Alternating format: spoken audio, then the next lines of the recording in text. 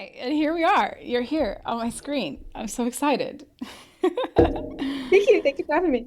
Oh my God, this is such a treat. Like I tell everyone when I start the show that I'm really intentional about who I bring on, and for the listeners, having you on is so special because our journey goes back so far to the very earliest stages. In fact, I was like in my email this morning being like, when was our first like email exchange? And it's like all the way dating back to 2011, you know? So, and you were obviously out here way before that, and I think we intersected before then, but that's just like when the first emails kind of started. So, having been watching from the sidelines, just your ascension into this business and how you're kicking ass now, and you've been kicking ass, but now like you're getting articles written about you is the only difference. I'm just so proud. I'm just like proud of you. Thank you. Thank you. I know it's crazy to think that I've been doing this now for I have my WGA certificate on the board. Officially a WGA member for 11 years now because I joined in 2013. And yet like 11 years into my career as a writer producer, like now I'm starting to take off. Like now is when it feels like my career is getting all the momentum. It's just bananas to But think. does it feel that, or is it just perception? Like now is when you're getting, the kinds of deals or the nominations or the stuff that's more outward facing. It's a little bit of both because for sure, I mean it's all rolled in Yeah. together, right? The nominations and the press and that starts to then feed the narrative, which then brings in better opportunities for you, but like more high profile IP, interesting collaborations. So it does like, work begets work in that way. Yeah. Yeah. So before we take it back to the very humble beginnings of your journey, I just want to read this little blurb from a Deadline article that just came out on you a few weeks ago, just to make you embarrassed, but it's fine. Writer producer Judalina Neira, The Boys, Daisy Jones and the Six, has signed an overall deal with Sony Pictures Televisions focused on developing drama series for cable and streaming through her newly launched production company, Famous Last Words Productions. For her first project under the pact, Neira is taking on the signature Sony title Bewitched. And I'm sure like you've read this because it's come out a couple weeks ago. You read this, article, but like when I read this, it just is like unbelievable, and I'm so impressed and I'm so proud. And when you hear these words, like how does it make you feel?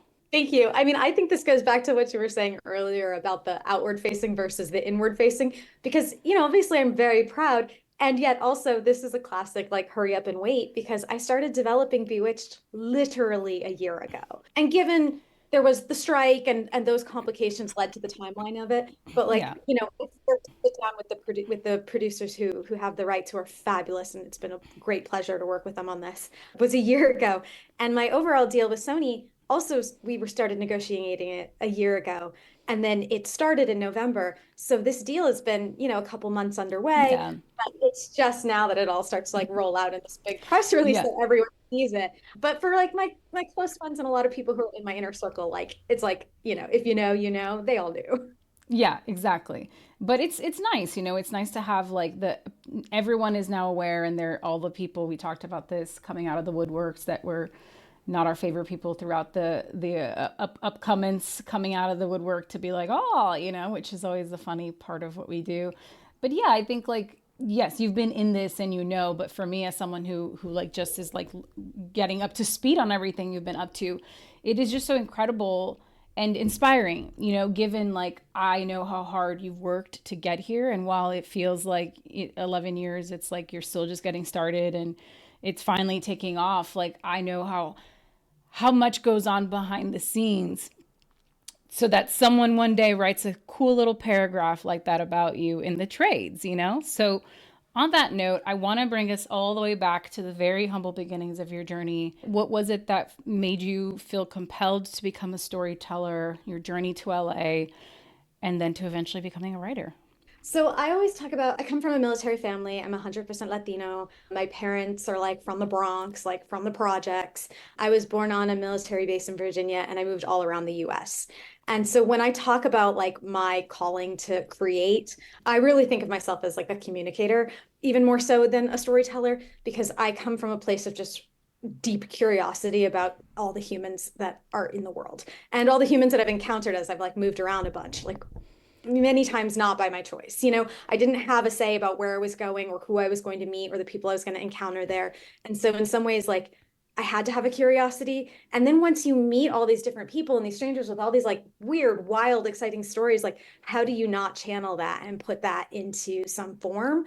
And at the beginning for me, it was like bad poetry and journaling. I thought I was going to be, look, if this was like the 1600s or 1800s, I probably would be a poet and just like a tortured, brooding poet. But, we live in the modern era of television and film and podcasts. And I had like a whole sidebar life where I worked in the music industry before I like transitioned back into TV. And as soon as I started to like focus on television and really just channeling all those people that I had experienced over the course of my life, it all just clicked and started to pop off. Yeah, but you also had a stint as an actor because when we met, we were both still acting. And I'm always, I think like the when you understand character, when you are curious about character through the lens of a performer, it absolutely informs the way you approach writing. And I actually think it makes you not further ahead, but you just have a deeper understanding of circumstances and wants and motivation and all of that stuff that is so important to carry any project. So what was the impetus for you to make that transition so distinctly? Yeah. So I went to Emerson in Boston. I studied creative writing. I got my BFA in poetry. And I transitioned into the music industry. I just had a lot of connections. I had been interning and doing college music marketing, and I was living in New York City. I moved out to LA and I was still working in music when the music industry collapsed. And in a lot of ways, like kind of the seismic shifts we're going through now remind me of the seismic shifts of the music industry at that time. And there is a contraction that's currently happening that happened then too. And at that time, like rather than tough it out, I was like, you know what? I'm going to pursue these other interests I have. And I'd always been interested in theater and TV and film and radio and all these different like expressive forms. And I had a friend who was an actor musician, and he's like, you've got a good look. You should be an actress. And I was like, great, let me try it. I got a commercial agent within a couple months, like not even months, weeks. I had a commercial agent. And then for the next like 5 to 7 years, I was waiting tables. And I just think it's really important to underscore to people, I waited tables. I waited tables everywhere in LA. If you have been to a store in LA, I probably worked there. And at the time, like it was really grindy and soul sucking and saddening in some ways, but it was also like an amazing way for me to network and meet a ton of people, a lot of whom I'm still very close with. And it gave me the flexibility to just have time, which I think as a creative is like the hardest thing to come by. So I would work, these 4 or 5 hour shifts at night and make enough to pay my bills. And then I would have all day long to like noodle about or take improv class or take acting class or write my web series. And so a lot of the work that I was doing as an actor was like trying to find roles for myself, creating roles and voices for myself. And that's what kind of led me back into writing vis-a-vis screenwriting. Once I started writing material for myself to act in, then people were like, oh, can you write material for other people to act in? And it all just took off. Yeah, I mean, I think that's actually part of how we intersected. I was like doing a similar thing, but instead of me at the time investing in myself as a writer because I was like nervous and I don't know, I had put writing on such a pedestal because I thought like you had to be God's gift to the craft to make it in this town. And now I don't think that. but but at the time I was like, oh, who am I to like think I could just come and like put words on paper? And so anyway, so I was always seeking impressive women, especially who were writing that we could like collaborate in. When I was pivoting also from acting to producing and creating roles for myself, I always felt at the time like my backdoor entrance into acting was always going to be through producing and having control over my destiny instead of sitting around and waiting to be someone's cup of tea. And so, you actually did act in a few things that you wrote and produced. But what was like the moment where you were like, all right, like I'm kind of done with that and I really want to now double down and I see a path for myself as a writer. And to talk about the fact that you're self-taught, which I think is super important. You learned everything by doing. So talk about some of the resources that you use and that transition. Yeah. So I will say, I studied playwriting a little bit in college. I just like it didn't the form for whatever reason just didn't stick with me. So I had like a little bit of a background in, dialogue driven, character voice writing. But you're right. I self-taught myself how to write screenplays primarily off the internet. I mean, I just went on Twitter, I went on Google. At the beginning, before Twitter X now was Psycho.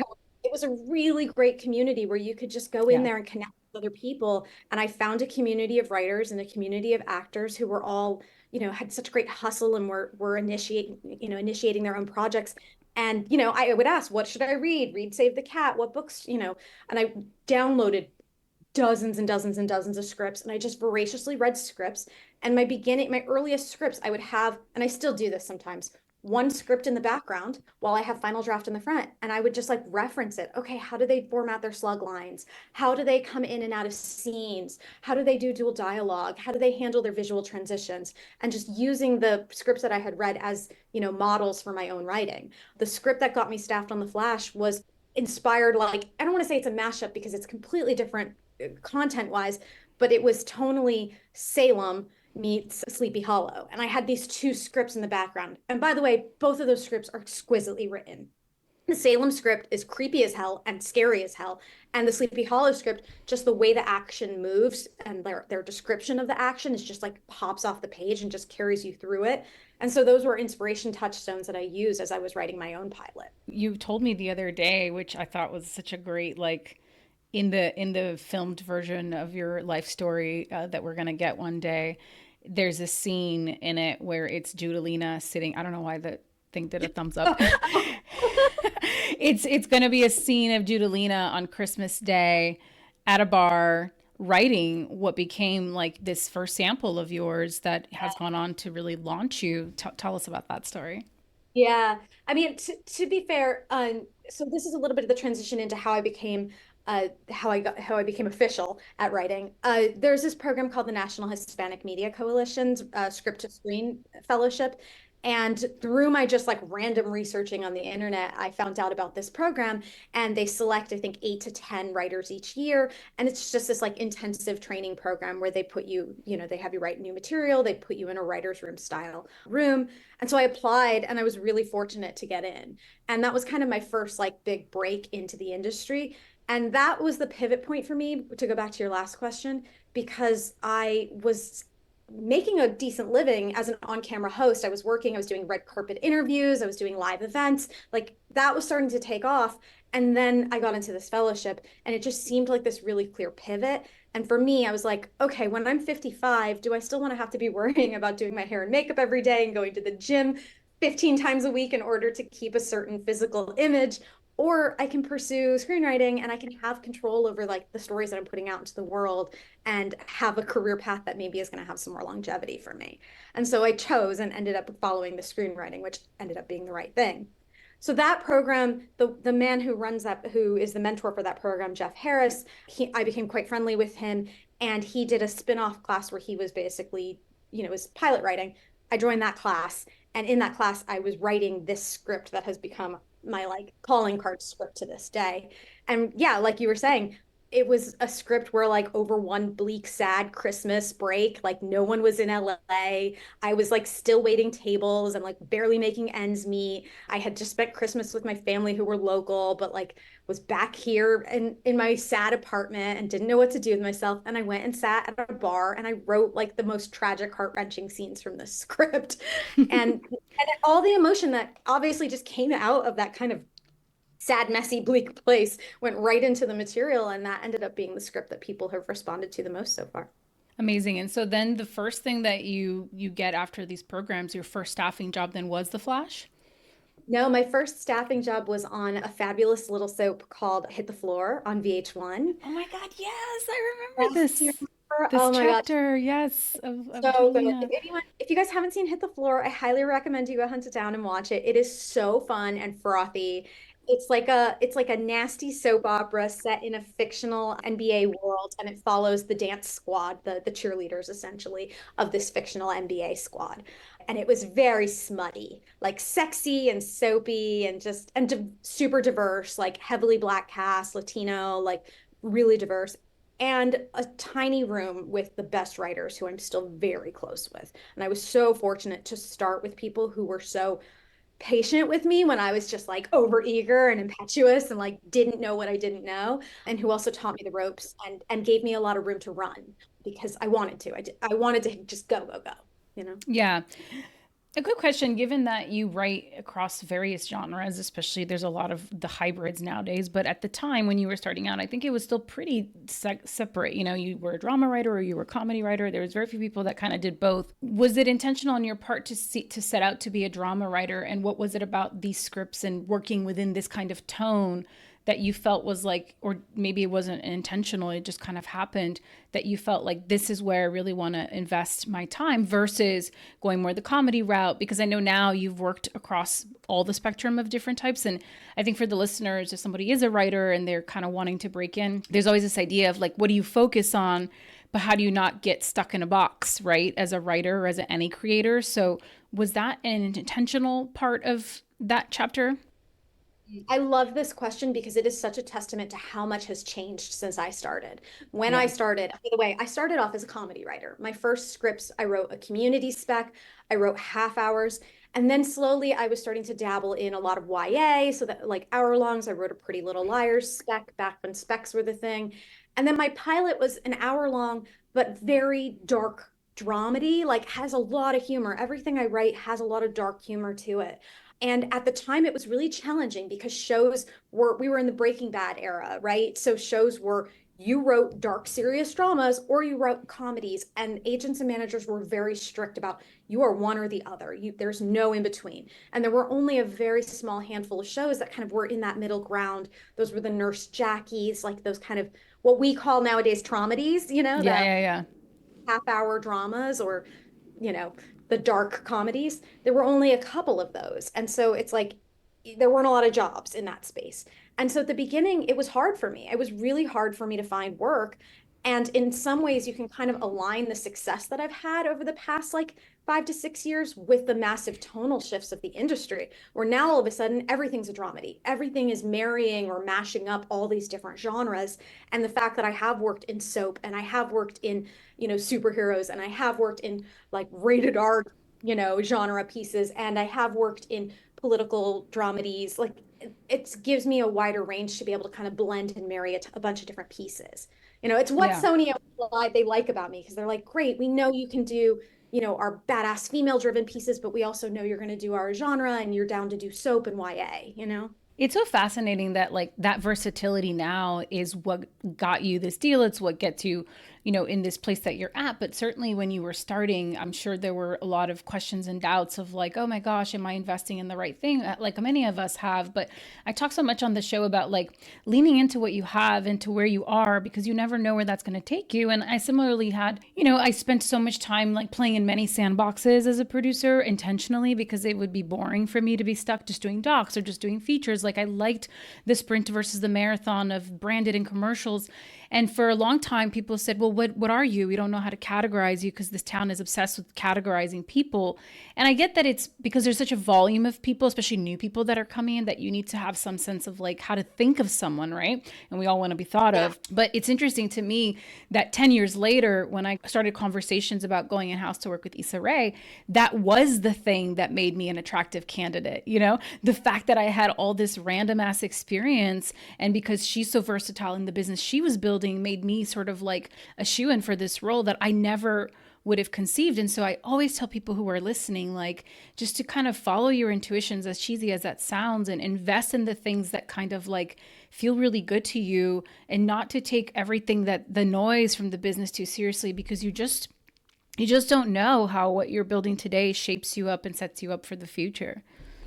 Yeah. Yeah. And look, I did spend a lot of time, and I still do spend a lot of time thinking about myself as, I think of myself both as as a CEO, as a CEO of Judalina Corp, of now the president of Famous Last Words Productions.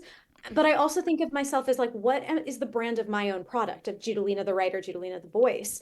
And I do spend a lot of time thinking about the through line. It's okay for me to live on a spectrum of versatility, but then what is the central through line of all of those elements? And I'm constantly adjusting that and honing that to like be able to articulate it in meetings, because people do want to know. And you can't just say, Yeah. oh, I do everything. They do kind of want to know, Yeah. sure, sure. But like when I have 15 pieces of IP that come across my desk, which two are you going to get excited about, so that I don't have to spend time emailing you about all 15? Exactly. And so for me, that through line Yeah. is this like this idea of delight with bite. It's female forward stories that have a dark edge to it, that have some humor, that have a touch of genre in them. That's my specialty.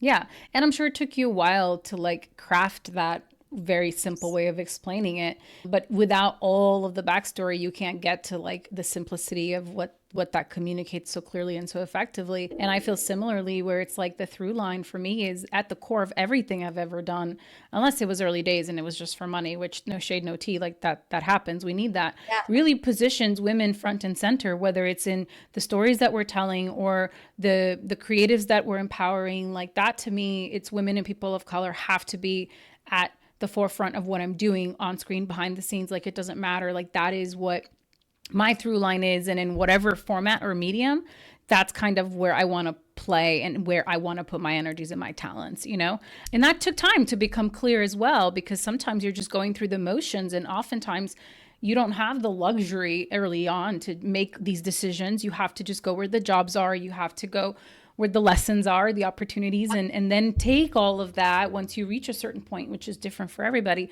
and then be able to zoom out and go, okay, like here's everything I've gotten to do now.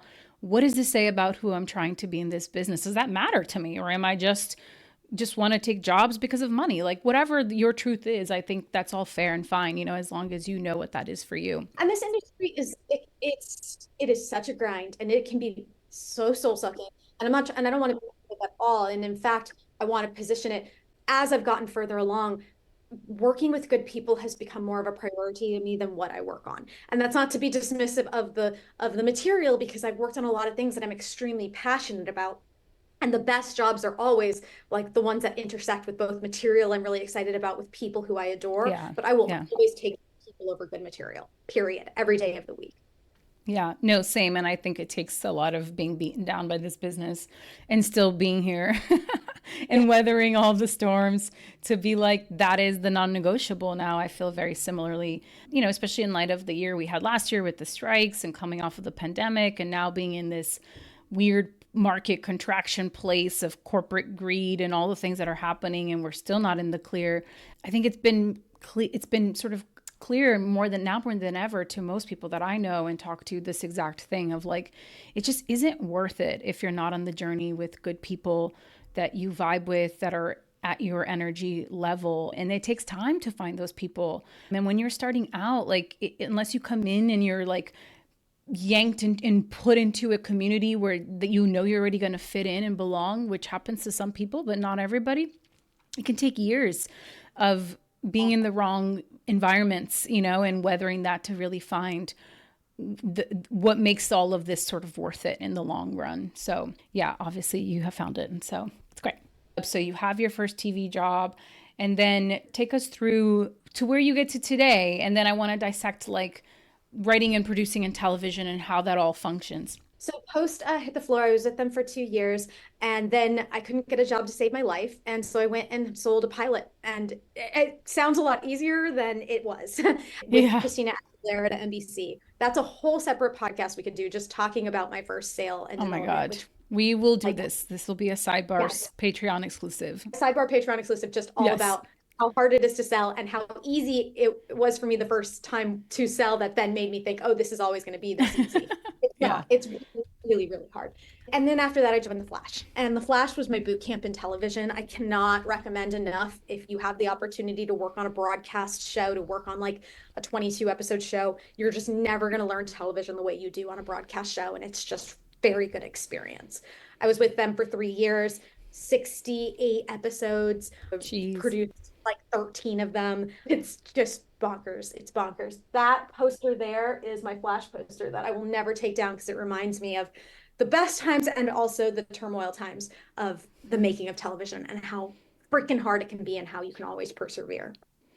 So after that, that feels like it was just a minute ago, because I came off the show in 2019 and really shortly after landed on Daisy Jones and the Six, which is my dream job. Since Daisy Jones, again, I wrote on Daisy Jones and the Six in 2019. Daisy Jones just came out last year. Like, just the craziness of the past 5 years and everything with the pandemic and how productions got so like distorted and disrupted. It feels like I just wrote that show yesterday, even though now it's been 5 years. And so that was that. And then fast forward, I've been really fortunate to work on a bunch of different shows since, mostly staffing and waiting for them to kind of catch up with production to actually come out. And so it was a weird scenario where this last year, for the past 5 years, nothing I'd written on had come out. And then in this past year, three things came out that I wrote on, and a fourth is coming out this summer. So the boys season 4, which I just worked on, is going to be coming out. Morning Show, which I consulted on, their new season came out. Gen V, which I worked on a couple years ago, that came out. And then obviously Daisy Jones finally came out and has been, sweeping up a bunch of nominations everywhere. Well deserved. But yeah, it's that thing of like the perception and smoke and mirrors of Hollywood, right? What we from the outside, someone can go, "Oh my God, like Judalina's just everywhere. She's just been like writing around the clock." And it's like, well, no, this has been 5 years of doing the work, and then because of things you can't control, all of them coming out at this time, and it feeling like this condensed timeline, but it's been this slow, steady, consistent progress behind the scenes. So talk a little bit about, so I've never worked in traditional television. I've worked on the days of digital series when I don't know why it keeps doing this thumbs up thing. It's so annoying. If you make a thumbs up, even accidentally, I know, but I gesticulate. I'm Italian. I'm Latina. Like we need a Zoom that's like Latina friendly, because I cannot with the thumbs up and all the fireworks going off. But no, like I've never really worked in traditional television. When I started really doing the podcast and dissecting, well, what does a producer do? I obviously came up on the independent side. It was so fascinating to me that, okay, in the world of television, the writer is king. And as you escalate the different titles in a show, you eventually become essentially just a producer, but there's always some element of writing. And so if you could please distill for us just like the whole hierarchy, how it works, and when someone is breaking into TV, what is their North Star? Is it to be a showrunner? Is it some other kind of producer? So there are like official rankings for television writers, and you start off literally at the entry level. It's called a staff writer. That's your entry level position. And then you have story editor, executive story editor, co-pro, producer, supervising producer, co-executive producer, and then executive producer. So those are the titles. Now, the bananas thing about television is that depending on the show that you're working on, you can be the highest level title and have the exact same job as the staff writer, like depending on your show. So like, for example, on The Flash, we were, that's a show that just, you have to turn out episode after episode. You're on tight deadlines. You're writing as you're shooting, like everything's happening in real time. You don't have the kind of ramp up room that you would have like on a streaming show, where you would have the luxury to write all the episodes in advance.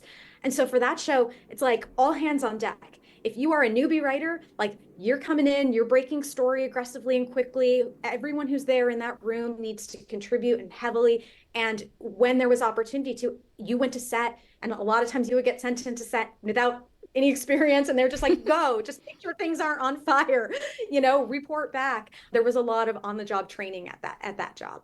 Now, in an ideal situation, you would have a little bit more mentorship, I would say, and it's just hard. A lot of shows don't have the money, they don't have the time, and they don't have like the support system from the studios and the networks to be able to implement a full mentorship program to train young writers on how to produce. So, what you're finding nowadays, unfortunately, is that a lot of writers on streaming shows don't get to go to set at all. They never get any set experience.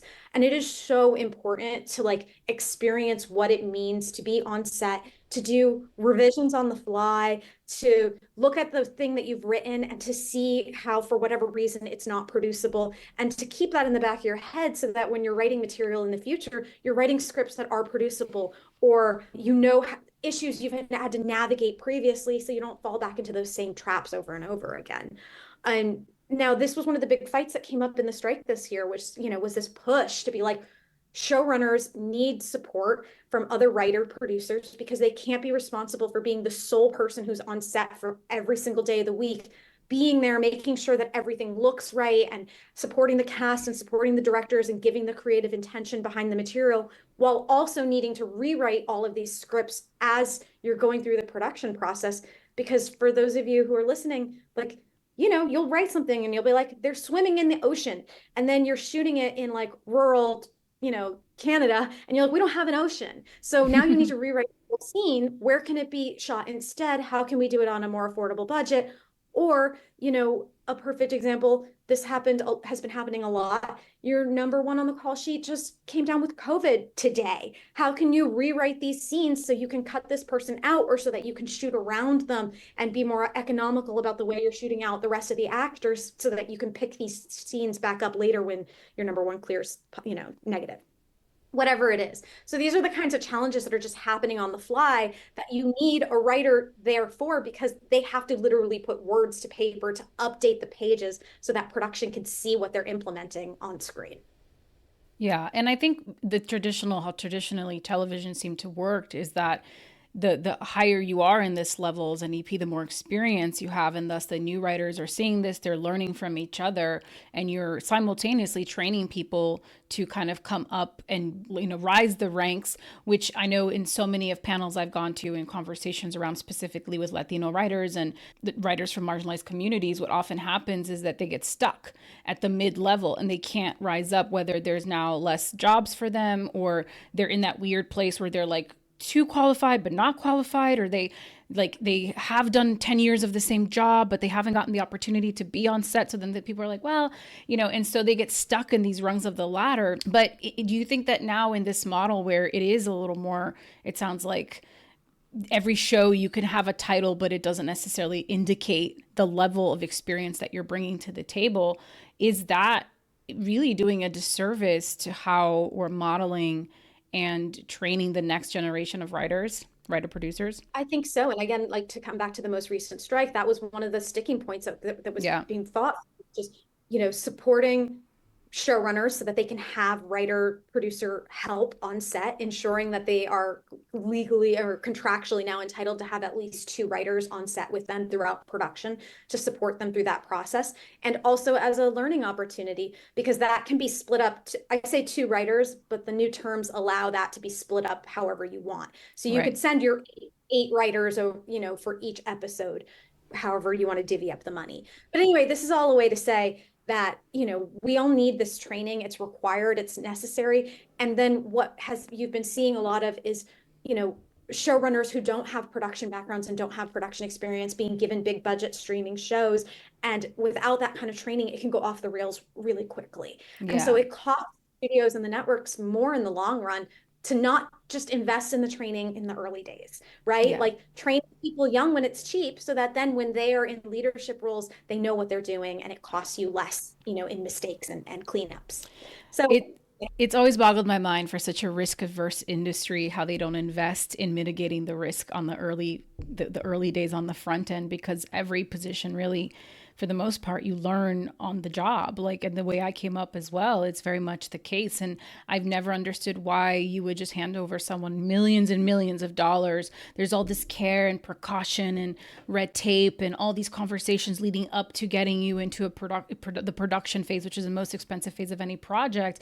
And then it's like once you get there, they're like, just whatever, they just kind of like lift their hands up.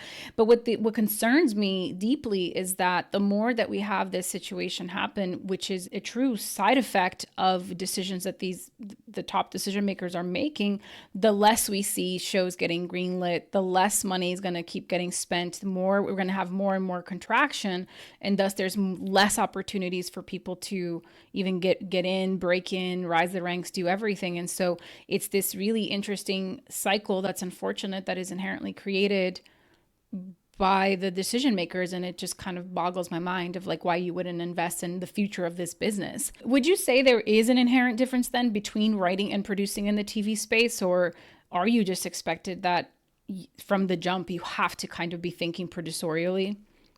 I think it just, again, it kind of depends. It's show by show. In some ways, I think writing is producing, because every element of it, you're thinking about casting, you're thinking about roles, everything you put on the page has a producerial point of view from it. You're already thinking about what locations, if you're going to shoot in a specific city, you're already thinking about the types of locations you'll have access to, and you're writing to that or away from that. But I will say, the higher you rise up through the ranks and the more leadership you have on a show, the more producerial you're going to be. And by the way, for television, the showrunner is king or queen. They're the head, executive producer. They make the primary decisions, but they also work in tandem with line producers, and very frequently there will be non-writing producers as well who are going to weigh in both creatively and from a production point of view. I have some fabulous non-writing producers on Bewitched who are incredibly experienced, and it's great to have those kinds of partnerships because they have the lens for the marketplace. They understand how to work with Sony. They've produced television and film projects before. They understand budgeting and arenas. They've done it multiple times. Whereas some of those areas I'm still learning. I know how to run a writer's room. I've been in the writer's room in and out. I know how to collaborate with other writers. I know how to solve story problems on the page. So, we have our areas of expertise. And then you like a transformer robot, you like team up and like combine forces for good. So I love working with other producers.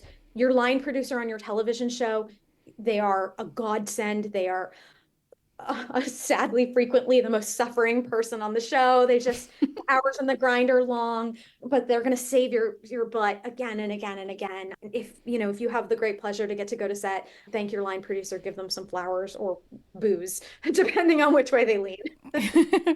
Yeah, thank you for saying that. A lot of people who've come on the show are line producers, and we know that they are the unsung heroes. We are the unsung heroes of the industry. A lot of invisible work behind the scenes that when things are moving and shaking and it's well oiled, no one notices. But the minute something is out of sync, everything falls. Everybody just hands are up in arms, and that's the first person to get blamed or thrown under the bus. And so it is a very challenging job to do, not just the job itself, but then the emotional aspect of dealing with, you're getting everyone's problems dumped on you all day long, and you have to solve them. And there's something very exciting about that. But on a human level, it's important that producers who are listening and anyone who's worked with a line producer checks in on their line producer, sees if they need anything. Like perhaps just like a Starbucks Frappuccino would make their day. There are these little things you can do for someone on a human level that can just really make them feel taken care of. And they spend all their time caring for everyone else. And I don't see frequently people who have not done this path come up to them and see how they can support them in these, again, small, tiny ways that just help them feel taken care of. So I encourage anyone listening who hasn't ever thought to do this for their fellow line producer at any stage.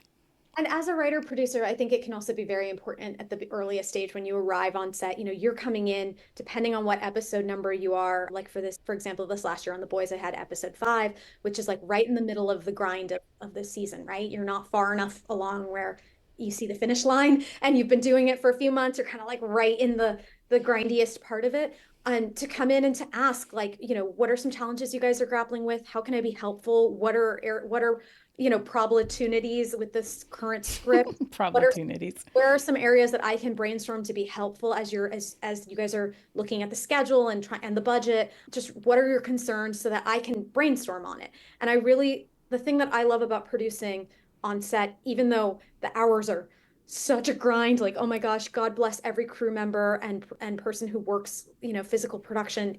Yeah. It's toil on the body and the brain, and I respect it so hard. But the thing I love about it is that it is problem solving and invention, right? You come in and you've imagined this whole thing in your brain, and then when you arrive on set, your job, or in prep, not on set, but at this point you should have already addressed a lot of this. But when you arrive for prep, it's your job as the writer to like set aside how you envisioned it and be like, okay, how can I work with what we have access to? And what battles are worth fighting? What do we absolutely 100% need to have and see in order to tell this story, and to tell this story to the quality level that both your boss, the studio, the network, and yourself creatively expect for the material? But then also, like, what are not fighting points, and what can I let go of and like move away from, or pitch something more affordable or more economical, or even cut in order to make this feasible to shoot and make. Yeah. Unbelievable advice, I think, across the board.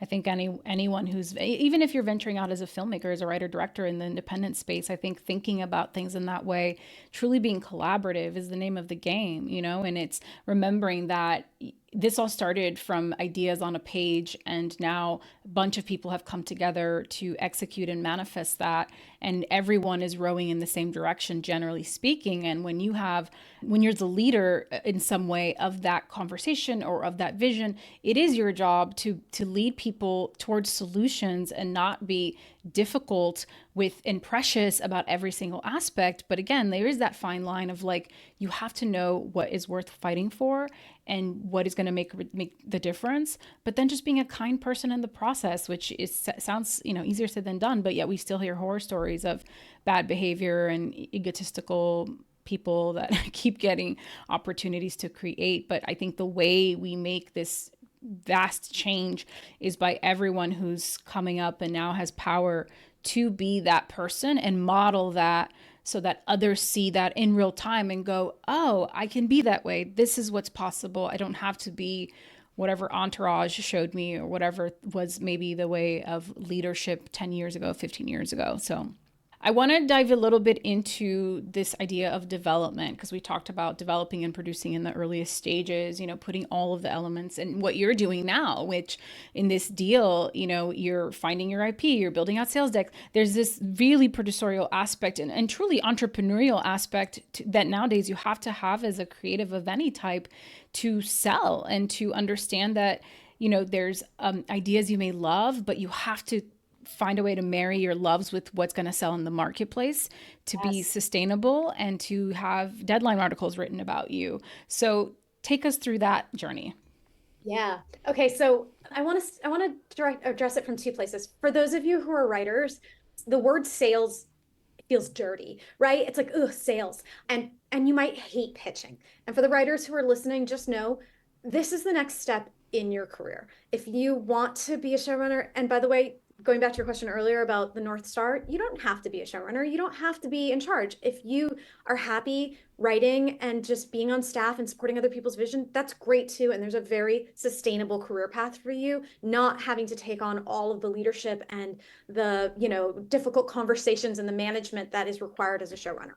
A-okay, totally fine. If you want to have your own shows, though, if you want your voice to be the central voice, and if you want to have the creative drive and control of that showrunner position, you have to get down with pitching. You just have to get zen with it. You have to know that it's performative, that there's going to be the development hell, as they call it. You're just going to go through the grind and just get zen that this is part of the process of Hollywood and of making television, and you just have to learn how to navigate it. So I took out my first piece of development when I was a very baby writer, like probably too green, but I didn't really have a choice because I couldn't get staffed and I needed to make money. So I took out my first piece of development, and it just started off as a pitch that I just pitched around everywhere. And it kind of taught me that pitching is like a video game where you're just trying to get a like boop, boop, beep, beep, boop, boop reaction from the person on the other side, right? Like what gets you excited? Oh, you're excited. Okay, let me lean in. I'm like pitching more. And then after each pitch, I would adjust and rewrite the pitch to like hone in on the areas where I was seeing excitement from the buyers or potential, partners, and then culling away the elements that weren't exciting or were dragging. And so it's a constant calibration of just like building out a sales tool, because that's what it is. And what goes in the pitch probably won't be what the show ends up being. A lot of it will either get thrown away or will get modified. Like what you pitch may not even end up being what the pilot script becomes. So you kind of just have to think of it as, what can I describe about the tone and the world and the characters that I feel passionate about that's going to get someone else passionate and psyched to throw down some money for it. So that's like the broad overview of development. Now what I'm finding is that in the era of Zoom and technology, you're also, as a writer and as a producer, being expected to bring in extensive visual materials. And this is new. This is only within the past 5 years, I would say, that there's this expectation that everything comes with a deck or everything comes with some sort of sizzle reel. And that's where I'm finding a lot of the producing to be happening now, where even before we have a full pitch, we have a soft deck that we're sharing with a potential, producer partner or someone being like, here's the really high level overview of what this thing could be. Now let's dig in and do the nitty gritty of building out the pitch and whatever additional visual materials are going to sell this damn thing.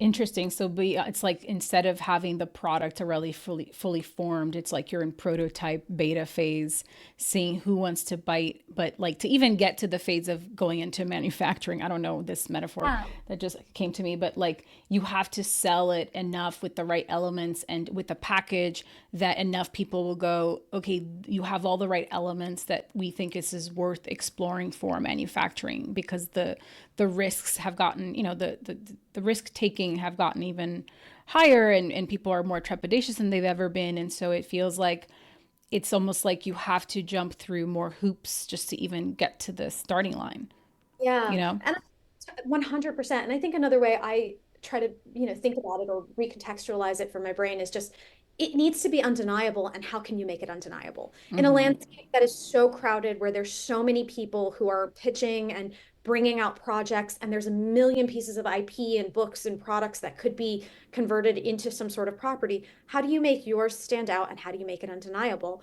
And I'm surprised that there's so much early attachment. You're seeing actors attaching to pitches, you're seeing directors attaching to pitches, and there's a lot of packaging happening at the very earliest stages.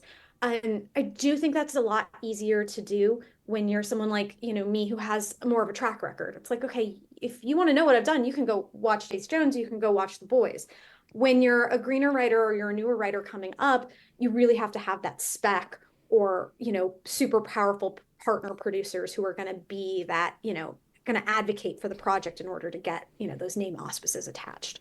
Yeah, yeah, absolutely. Yeah, I'm seeing more and more of that too, but it's like we always talk, this word undeniable comes up a lot and it means different things to different people. But then sometimes I'm like, you watch what gets made and you're like, where did they lose the thread of undeniable? Where in the process Oh my did gosh. we, right? Like, well, we won't Yeah. name names, but there's just a lot of stuff that you're like, huh, in a sea of such competition and less things getting through the pipeline, how did this get through?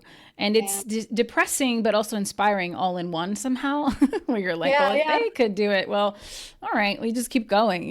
It's really interesting. Yeah, no, that makes sense. And I think that is a good encapsulation of sort of this moment that we're in right now, and hopefully with some great markets, especially on the film side and TV side. But like, we see sort of a rebound of taking more risks and giving people more opportunity One as of we the things continue. Yeah. So sorry. One of the things that I would just love to share as a piece of advice that I'm thinking about from both the writer producer point of view is that I've been intentionally back engineering, or at least thinking about reverse engineering projects for specific buyers, because you kind of know you're going to take it out everywhere, but you kind of know where it's going to land. And so, especially before I was under the deal, I was like, okay, if this feels to me like it's a Hulu project, let me look at the Hulu pods that we might, or the ABC Fox pods that we might target to go to Hulu. How can I make this project a fit for a producer there? Like, and just really being conscientious about calibrating the tones of the pitches to be really targeted at the home that I would ideally like them to land at. Yeah. I mean, that's really smart advice. And certainly, I think it takes someone at your level to even like have access to that information and know who's got deals at pods. I think a lot of people listening may be like, a lot of this information is so gate kept for a reason. And so a lot of people may not know. But I think even if you don't have that accessible to you, I think you can look again at like, I always talk about intentionality, right? And nobody wants to do that kind of tedious homework because it takes Yes. so long. But if you Yes. know you want to do X, if you know your North Star is, I want to make a show with Greg Daniels, then like go look at every single thing that person has developed and produced and excited about. Watch every podcast, everything you can get your hands on, and really craft something specific. Don't put all your energy in the one basket, but that is a way to teach you to really navigate things from a place of intentionality. And as you do all of that homework, you get faster and better every time at Yes. picking up all the elements that you need so that you can be ahead of the game, versus that broad approach we always talk about that no one really wants. No one wants to feel like you're just cold emailing or cold, you know what I mean? Like you're just one in a sea of many. Everyone wants to feel special. Everyone wants to feel like you took the time and that this is the thing that is right for them for these reasons. It's such simple, like, psychology 101, but I think in the desperation sometimes of getting going, getting started, people want to just go, go, go. But like, as you've proven, it takes 10 years. It takes a long time to get to that place. And if you are taking the steps slowly and intentionally, it is just a matter of time until everything aligns for you. But if you're trying to jump ahead and you're trying to skip parts of the process, your journey will reflect that. And the kinds of people that you're going to find along your journey will also reflect that. And so the question is, what kind of journey, and I said that word 3 times, but like what journey do you want to go on? I worked for Bob Odenkirk, my very first survival job, and one of the things he would always say is, he would say, who are you going to be in the meantime? Because it takes so long. And if you get where you're going, but then in your meantime you've become a miserable person, you haven't done the work, or you're just looking for shortcuts, like even if you get there, you're not going to have a good experience, and no one's going to want to work with you, because like we talked about, people just want to work with good people that they respond to. And if you don't become one of those people, you're going to have a short lifespan in the business. And so the more you can think about this for yourself and take the time to study and learn, and I think the better off you'll be and the further ahead you'll come out in the long run. Absolutely. So, And yeah. I guess the last thing I would just say on that too, because I love everything you just said, and I just want to underscore too, you can't let Hollywood be your say all end all. Like I believe powerfully in hobbies and interests and creativity outside of Hollywood. And I think it fuels your ability to come back in and hit the grind again. Like, and I have a million oddball random hobbies. I sell jewelry to my friends online and collect vintage jewelry, and we have dogs, and we're always involved in dog rescue stuff. And like, I mean, there's just not a hobby I haven't picked up. Yoga and, spin and like all of these things. Pottery. Not yet, not yet, but I have Okay, well, that's next. tarot card reading. I mean, really all. You have to Yeah. have interests in a life outside of Hollywood. Otherwise, this will become all consuming in a toxic, negative way. And you won't have anything to express. You won't have Yeah. anything fresh or new or novel to channel into your work. Like, you constantly need to be refueling. I think about all the great showrunners who've talked about, when your well is dry, refilling the well with not just other movies and TV and film, but experiences. Yeah. Which brings me to this next topic that we'll dive into briefly, but the challenges, the mental health components, the undulations, the ups and downs, the hills and the sort of lulls that we all experience if you've been here long enough. And I'm curious how you've navigated some of this stuff, how you've been able to stay grounded in yourself and not get lost in some of the BS that this industry can be, because it can be very toxic, self-comparison, all of that stuff that we know. And I think anyone that has been here as long as we have has clearly found some way to withstand this and still have places where we can go to fill our wells, and people and communities that bring us some sense of belonging without it being tethered to success and perception of success. And so how has that been for you? I love that. And you mentioned this. You mentioned this when we were emailing about La Lista. And so I do want to say, Yeah.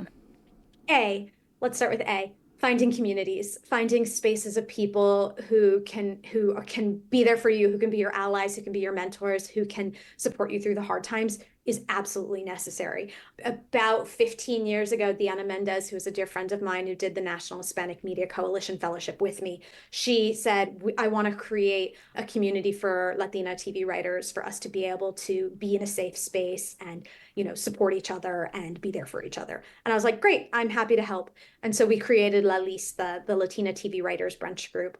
If you go to lalistatv.com, it'll take you to our website. We now have a searchable database that has every single one of our members. When we started the group, it was 15 women in Gloria Calderon-Kellett's backyard. We're now close to 200 women in Ah, that's 15, amazing. which is testament to and I mean, look, in some ways, there's a negative lens where you could be like, oh my gosh, there's only 200 working Latina TV writers in Hollywood. Like, that's harsh. But there were only 15, like 10, 15 years ago. So there's been exponential growth, which I find really exciting. And I see the growth Yeah. continuing. And so I do see the change. I always wish it was faster and there was more, but I'll take what I can get. And this group has just been such a lifesaver on so many instances. Literally yesterday, emails were going out where someone was like, hey, does anyone have this pilot script that I can use as an example? Or do you have a sample comedy pitch that I might be able to read so I can figure out how I'm like retooling my pitch? or just celebrating our wins. One of our members, Cherise Castro-Smith, just had a really great announcement of a project she's doing. And so we were just like, today, emails popping around today, just like singing her praises and sending her flowers for her success. So find that community. And if you can't find it, then create it. It's very easy to grab a group of people, but be intentional about the people you bring into your space. Because if you surround yourself with folks who are going to be down and dire about the industry, you're going to be down and dire about the industry. And it's just not beneficial. It's just not beneficial to you to like approach it with a place of negativity, because it is hard. We all know it's hard. It's impossible. It's like playing the lottery. It's all of those things. But at the end of the day, like thinking about how hard it is and the challenges of it isn't going to make it any easier for you to attack it. You just have to approach it with your passion and enthusiasm for whatever the heck it is you're doing. Whatever weirdo, oddball, strange, special, heartbreaking, tragic story you want to tell, you just have to like hit it with, renewed enthusiasm every day, because, everyone else is going to tell you no. Don't be the one that's telling you no. Yes, that's the quote right there. Yeah, no, I think that's amazing. And I think you were one of the first people, honestly, when I first was looking for that community early on, especially within the Latino space, that brought me in and embraced me and introduced me to so many people. You've given so much. Like every time you would post on social media, you're always volunteering or mentoring or doing something for some organization that's either upholding our community or women. And I really respect and admire that about you, because like you are so busy and you have so much going on, but it seems like creating space for that in your life is a non-negotiable too. And I think it's part of what is the magic of you and where you are today and the kinds of people that you've attracted in your orbit, because it is about like the more you give back and the more you can reach behind you and bring more people into the fold, like eventually the 200 will duplicate hopefully, and we'll be at 400. And this is how change happens. It's slow and steady, but it takes that enthusiasm by a group of people who are not delusional, like you said, about how hard it is, but they see it and they put it aside and they focus on what is in their control and what is positive, and really helping each other, because that's ultimately all we have. When we're all dead and gone and all these projects just live for others to discover, no one's going to know all of the stories and all of the things that had to happen to get there. I mean, some people will know, because hopefully this podcast will still be listened to in 100 years. No, but it's a really testament to like, I think I really believe in the importance of networking, and not in the dirty way of networking, where you build connections and relationships that are not about what you can get out of it, right? It's just, we're here to support each other and we are friends. And at some point, maybe you'll be able to do me a favor. Maybe I'll be able to do you a favor. Maybe we're going to lift each other up. But like, let's just start this connection on just like, let's just be allies, and like, let me look out for you and you look out for me. And then we'll worry about the like, how you can help me get my script in front of whomever or whatever it is. And a lot of my success over the past, I would say for sure, 5 to 7 years has come from these relationships that I built 10 years ago that are now have been developed and grown, and we have these close ties, and they know me and they know my work and they know my voice. And now they've been able to advocate for me. Gloria Calderon-Kellett, like, I did ask nothing of her for 15 years. I've known her for 15 years. I asked nothing of her. I was like, you're doing you. I'm on The Flash. And then when I was available, she was like, are you interested in coming to work on The Horror of Dolores Roach? And I listened to it and I was like, Gloria, this is me. This is me to a T. I absolutely am dying to do this. And so it was just the time invested over a period of time in what is genuine friendship, not just like networking friendship. Right. Surface Hollywood friendship. Yeah. Again, time. It takes time. And if you're in a rush, you're going to reap what you sow, right? So take inventory of what you're planting and what you're reaping, and also more importantly, who you are becoming in that process. Do people want to be around you? Do people want to work with you? Like, I think that's where like the therapy and the psychology really comes into it all. Like, that is the fundamental most important thing, because we are assuming you have the skill set, you have the talent, you're going to nurture that and figure that out. But if you're not a person that people want to be around, it doesn't really matter for the most part. There are always outliers, sure. But again, what is the life that you want to create? Who do you want to be in the process? Okay, so I actually want to take us to the lightning round, because we could talk forever, and maybe we should just start a Twitch channel where we just talk forever. But I want to take us to the lightning round and then have some time for our Patreon exclusive, where we're going to dissect a producing challenge you had on The Flash and how you navigated that. So thank you for being on the show and for sharing just a little bit. As you can see, there's like a million more that we could go into, but just this little nugget and just sharing your journey and your wisdom with listeners is really what helps most people listening stay the course and feel compelled to fight the fight and show up for themselves in this challenging but rewarding landscape. So thank you so much. I really appreciate you. Thank you. Okay, so here's the lightning round. What's a song that teleports you to a happy place? Oh my gosh. Oh. You're going to have to edit me. It's fine. Everyone does this, but it's fun. If I tell you ahead of time, then I feel like, I don't know, you lose the magic. Okay, Florence and the Machine, Dog Days Are Over. What is the latest piece of art that has moved you? It can be a book, a film, a show, anything. Poor Things, like just got to me. It got to me. Like I did not think that I was going to connect so much with Emma Stone as this kind of Frankenstein-esque woman, but I just, her journey and the repression of society and patriarchy and then just resisting it, I just loved it. Beautiful, I know, same. Fill in the blank. When I'm overworked, blank helps ease the stress. McDonald's. What is one of the most worthwhile investments you've ever made? And it doesn't have to be financial. This is a very honest response. I invested in ketamine treatments 2 years ago, and drugs are not the solution to everything, but I really was interested in the kind of results you're seeing for depression and anxiety with ketamine and psychedelics.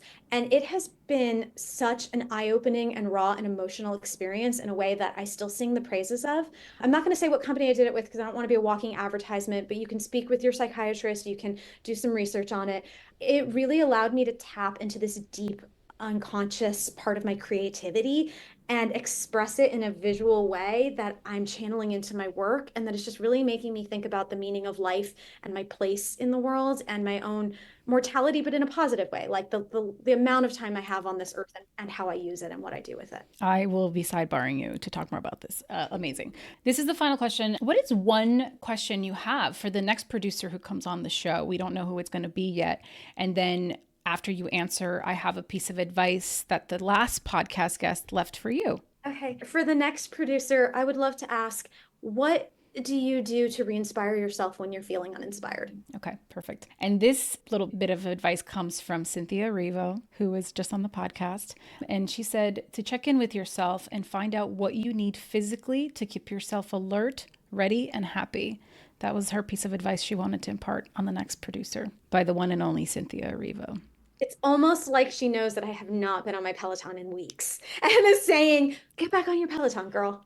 Girl, it's a divine intervention to get you back on that Peloton. Here it is. Cynthia Erivo will be proud. Amazing. Well, thank you so much. I loved this time together, and I can't wait to share all of this with everyone. Oh my gosh, thank you. And thank you, listeners. And like, just keep strong. I know it's bananas sometimes, but it's worthwhile. The fight is worthwhile. Yes, yes.